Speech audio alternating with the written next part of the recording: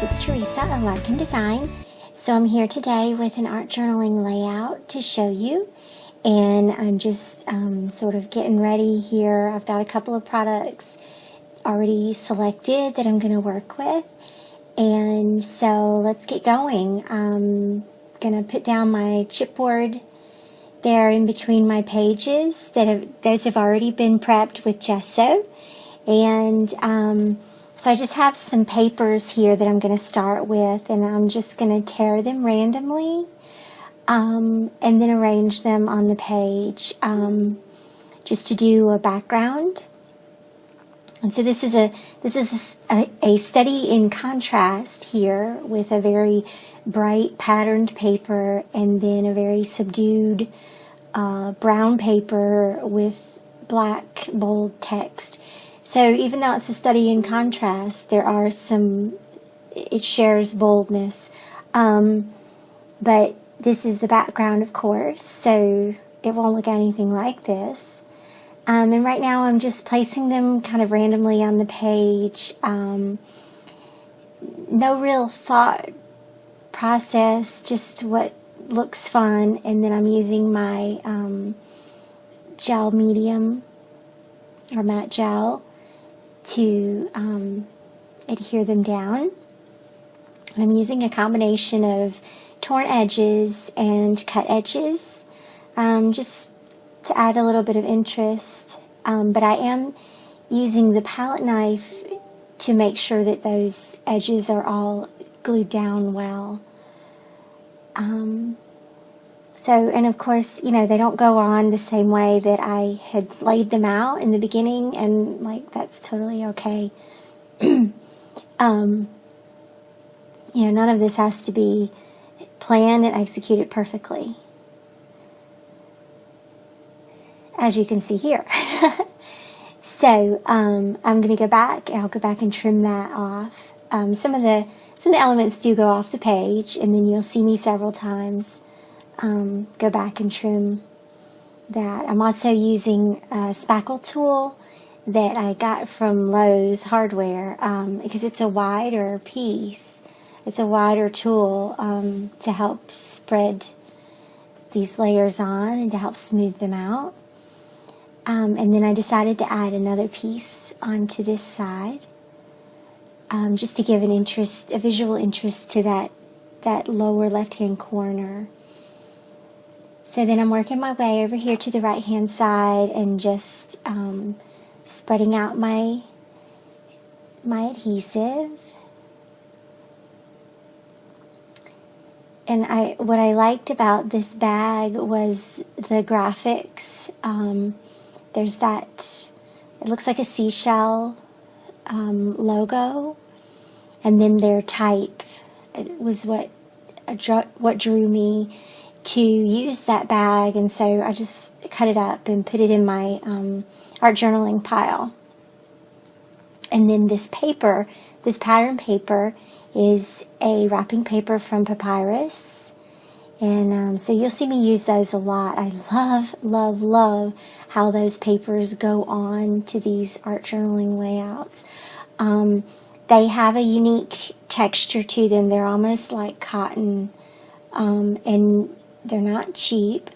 They usually do run about $4.50 or $5 a sheet, but you can cut them up into pieces and use them for several layouts. So to me, they're kind of cool.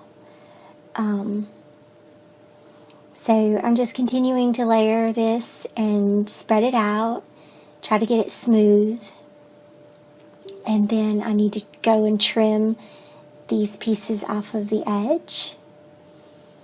And y'all, I know my computer is making beeping noises, so just ignore that. And then once I get everything pretty much glued down, I'll grab my heat gun and then get that dried. Okay, and so that's all set, and then I'm going to take my gesso. I'm going to take my gesso and a really rough brush. And so this is a really rough coat of gesso. And I left the edges pretty much untouched. You'll see some of the pattern will come through that gesso as it dries, and then the edges show some of that pattern as well. But I didn't want it to, obviously you need a layer of gesso between your layers so that what comes next has something to grip onto. There. And so now I have just some really inexpensive, like, these are dollar store washi tapes, right? And so they were just fun and, pretty inexpensive to pick up. And not too much, there's not too much of them on a roll, so that you don't feel like you're like buying something that you won't use up.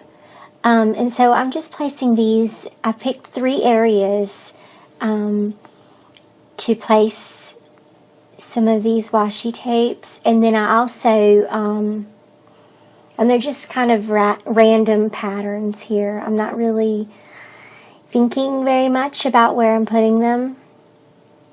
And then I decided to put some on the edges as well in 2 areas. So it's a grouping of 5, 3 mainly on the pages, and then 2 on the edges, just to give the layout a connection to the edges. Okay, and then some more trimming.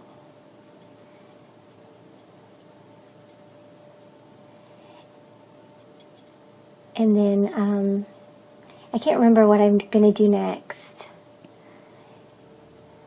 Oh, okay. So I have this awesome stamp set, and you will probably recognize that pattern if you visit Pinterest or pin art journaling layouts. Then you probably know who Alisa Burke is, and I will link her blog and her shop in my blog post about this layout. I bought this stamp set quite a few years ago, before I ever really knew who she was, and so I was excited to pull this out today and use it, and I decided just to use it as a whole sheet the way it is and let the sheet itself decide where these elements were going to go. So I did that on the left hand side, and then on the right hand side I just inked a couple of elements at a time, but of course there's still ink on there, so they all ended up being laid down on the paper on the layout. So now I'm just going to clean that. I'm using my Stays On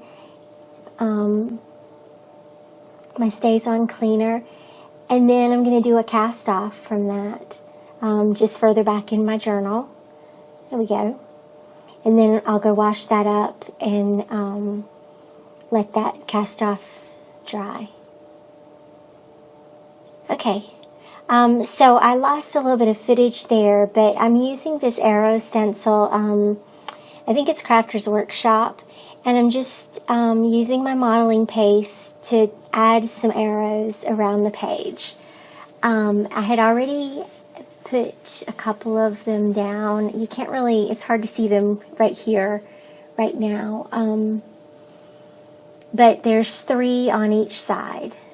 So on the left-hand side, the arrows go vertically, and on the right-hand side, 2 of the arrows go vertically and 1 goes horizontally. I'm just going to dry those real quick. Okay, and then I'm going to start with my paints, and I'm using Tim Holtz Distress Paints here, and first I put down some white. I think, or it's picket fence. I think instead of using gesso, I sort of wanted that kind of paint feel, and it didn't end up working out like I thought it was going to work out.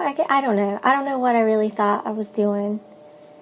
But that's okay. I really needed to tone down those stamps a little bit. But paper towels always add a great texture. So I'm going to dry that fence a little bit, and then I'll start adding the other colors. So you'll see me do this a lot. I like this method of using a big brush. Not that brush. Just using a big brush to deliver paint onto the edges and then spraying it to move it about the page. Right now, that's like therapy for me. So, yeah, I like that. And so I'll be doing that for a while until I figure out something else that I like better. And I'm just, putting paint down, spraying with water, turning it to let it run, and then I'll dry it again using the heat tool.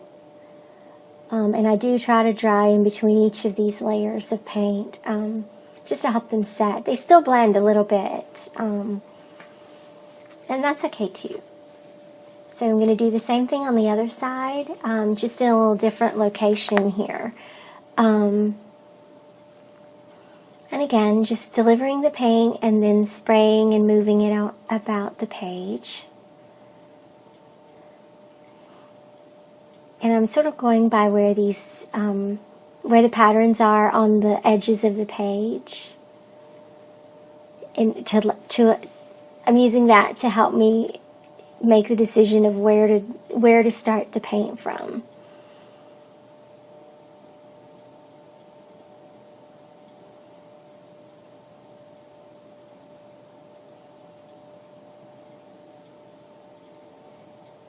And I just love that. I could just do that all day long.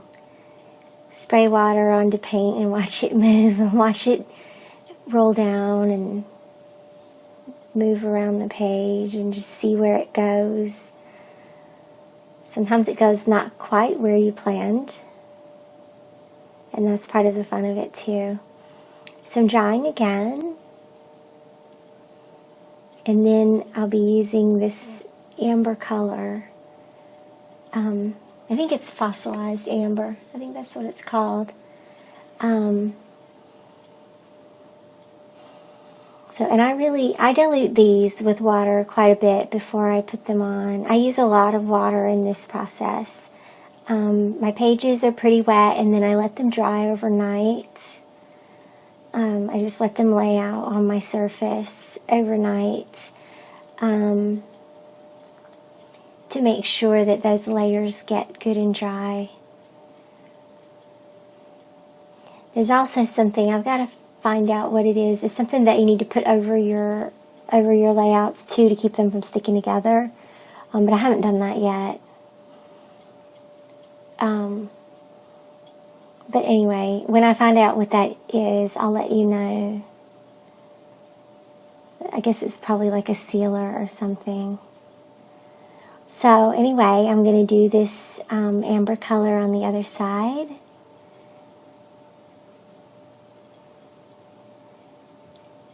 And that one just, sometimes you put it down and it doesn't want to move, and sometimes you put it down and it just moves before you can even start to work with it. And so that's part of the fun.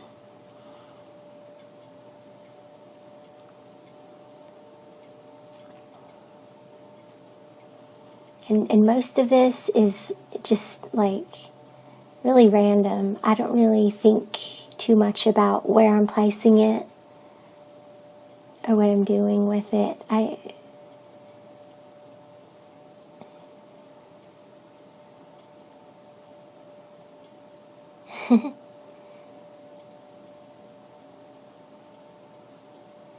And then I'll dry that one again. Alright, so I'm going to use this Prima stamp. Okay, I love this girl, and I'm stamping this image on the back of the papyrus paper because I want that texture. At first I thought I just wanted the texture. So I stamped her image and I'm cutting her out. And remember, this is sort of a cottony type paper, hence the name papyrus. So I'm cutting that out and then just like thinking about where I want to place it. And at this point, I kind of know like what my journaling is going to be about. And because I am actually going to journal on this page, just some therapy for me. And so I was gonna, I had thought I would add that skirt, but then when I turned the page back over and the pattern was facing up and she was facing that direction to the left, I thought maybe I would just put her shape down wrong side up. So I'm sort of thinking about that right now, about how I want to put her, and I decide that I'm going to put her down like that with the pattern side up. So I'm committed to that. And a little bit of my matte gel. And down she goes. And I have her sort of like, she looks like she's leaning up against those arrows. So I thought that was kind of cool. I don't know.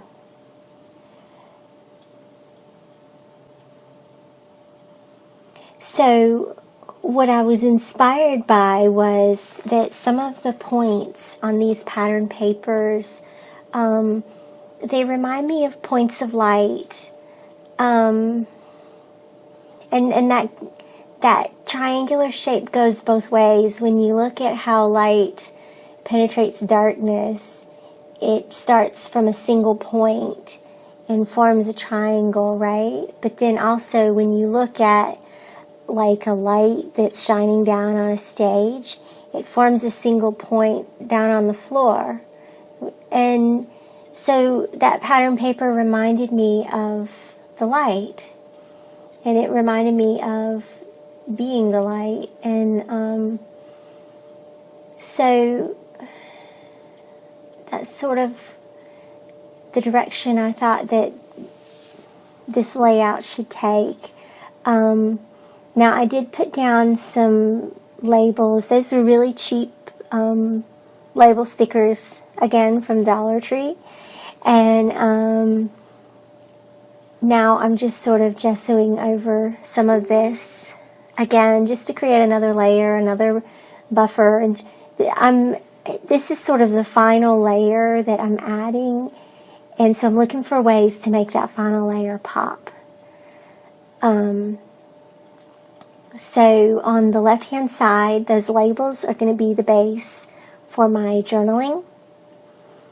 And I'm just going to dry that gesso real quick. And make sure that the girl is dry as well before I start using my inks to write. I also decided I was going to use, this is a Prima stamp set that's like individual alphabets. So, and I'm going to stamp Be the Light. I'm also taking a watercolor pencil. Actually, I don't think that's a watercolor pencil. I think it's just a plain color pencil. And I'm just drawing around the girl. In hindsight, I probably shoulda, coulda, woulda used a marker instead and made that a little darker. But that's okay, you know. Move on.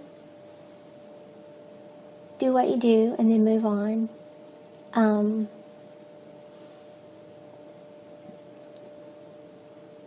then I decide that I'm going to do my stamping. So I'm putting Be the Light directly on her skirt.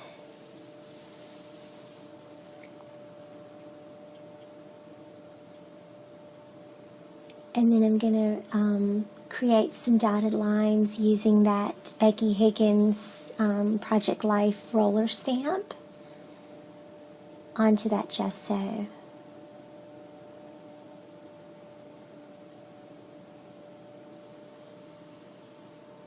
And then you'll see me write my journaling, and you'll see me stamp light around the page a couple of times as well.